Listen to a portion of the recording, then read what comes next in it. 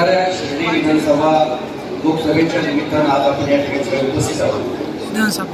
Rashtrawadi Congress party आणि राष्ट्रवादी काँग्रेस पक्षाचे तालुकाध्यक्ष सन्माननीय संदीप भाऊ सोनवणे यांच्या मित्र परंपरेवर हा मेळावा या ठिकाणी आमदार लिंगे साहेबांच्या मध्ये आपण या ठिकाणी आयोजित केलेला आहे. प्रथमतः मला आमचे तालुकाध्यक्ष संदीप भाऊ सोनवणे यांचे शतशः आभार व्यक्त करायचे की आपण एवढ्या मोठ्या प्रमाणावर या ठिकाणी मेळावा या ठिकाणी आपण उपस्थित केला, आपण सादर केला, त्याबद्दल प्रथमतः मला आपला संदीप भाऊ आपल्या सर्व यांचे आपण आभार व्यक्त करतो. कारण आता आपण शिर्डी मतदारसंघाच्या निवडणुकीला ठिकाणी सामोरे जात आहोत.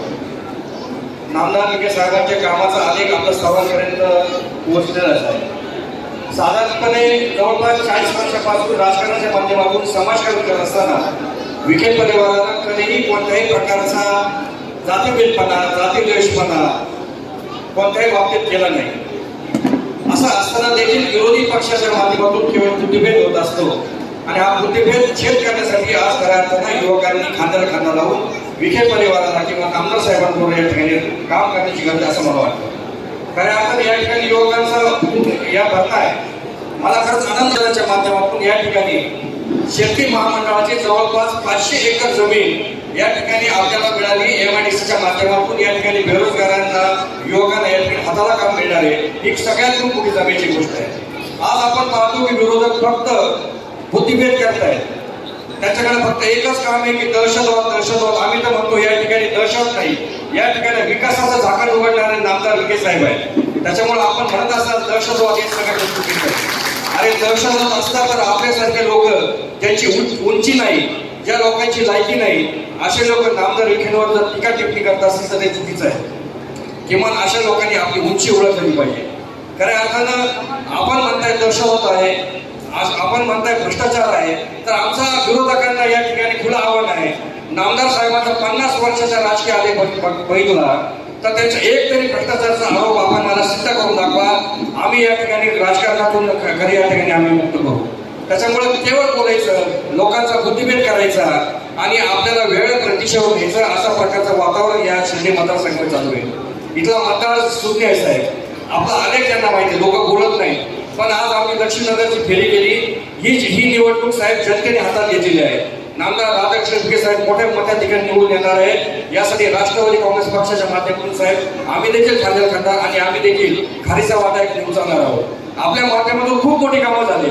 शिर्डीमध्ये हे जातीय द्वेष या ठिकाणी काही लोक पसरत होते, परंतु आपल्या माध्यमातून सुजेदाराच्या माध्यमातून या ठिकाणी जातीय द्वेषाला गाडण्याचं काम आपल्या माध्यमातून झालेलं आहे. जातीभेद असेल, उच्च नीच असेल, सर्व प्रकारच्या लोकांना न्याय देण्याचं काम साहेब आपल्या माध्यमातून झालेलं आहे. हे मला खरंच या ठिकाणी प्रकाशात होणार.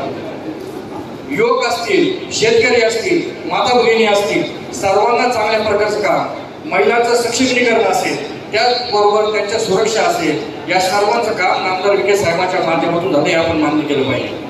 त्याच्यामुळे मला सर्व मतदार बघांना आणि उपस्थितांना अतिशय कळण्याची विनंती आहे की ही आपली निवडणूक म्हणून, आपल्या घरातली निवडणूक म्हणून आपण सर्वांनी आपल्या घरापासून, आपल्या गल्लीपासून, आपल्या वॉर्डपासून या ठिकाणी सुरुवात करायची. मला खरंच संदीप भाऊ आपले आभार व्यक्त करायचे.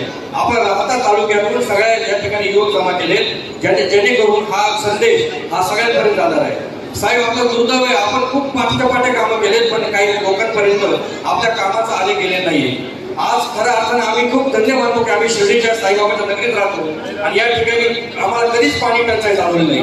आपण आजूबाजूचे शहर पाहिले तर 15-20 दिवस त्या ठिकाणी पाणी टंचाई आहे. या ठिकाणी माझ्या माता भगिनी आहे. कधी आपल्याला पाणी टंचाई जाणवली का? कधीच नाही.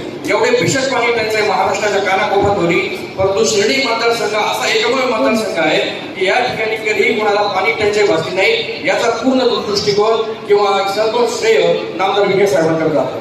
आज या ठिकाणी आम्ही साईबाबा संस्था आधारित होतो. साईबाबा संस्थाच्या माध्यमातून आम्हाला वाटत होतं की वेगवेगळे प्रकल्प येतील, परंतु या ठिकाणी अनेक जे विकृत प्रवृत्तीचे लोक आहेत ते कोर्टात जातात आणि या ठिकाणी विश्वस्त मंडळ बरखास्त करतात. आणि चुकीचं केलं तर विखे साहेबांनी केलं, चांगलं केलं तर आम्ही केलं, अशी विरोधकांची भूमिका या ठिकाणी चुकीची आहे. आज खऱ्या अर्थानं नामदार विखे साहेबांच्या माध्यमातून ठीकमार 40 कोटीचा या ठिकाणी होतोय. त्याला देखील बेरोजगारांच्या युवकांना त्या ठिकाणी हाताला काम मिळणार आहे. एक ना अनेक असे प्रकल्प आहेत. आता सांगायला गेलं तर मला इतकं आहे म्हणजे वेळ पुरणार नाही. आणि इतक्या प्रकारच्या कामाचा आले जवळपास 7 ते 8 वर्षात 500 कोटी रुपयांचा निधी या शिर्डी मतदारसंघामध्ये आणण्याचं काम नामदार विखे साहेबांनी केलंय. त्याच्यामुळे नामदार विखे साहेबांसारखा नेता आज आपल्याला मिळाला आहे आणि या नेत्याला जपायचं काम आपण करायचं असं तुम्हाला कळकळीने विनंती करतो. आपली निवडणूक नाही, आपल्या घरातल्या निवडणूक आहे, आपल्या कुटुंबाची निवडणूक आहे. कारण विखे साहेब आपल्या सर्वांचे कुटुंब प्रमुख आहेत. सातत्यानं कोणत्याही समाजाचा माणूस असू, कोणत्याही समाजाचा म्हणजे खालच्या घटकापर्यंत असून सर्वांना न्याय देण्याचं काम नामदार विखे साहेबांच्या माध्यमातून झालंय.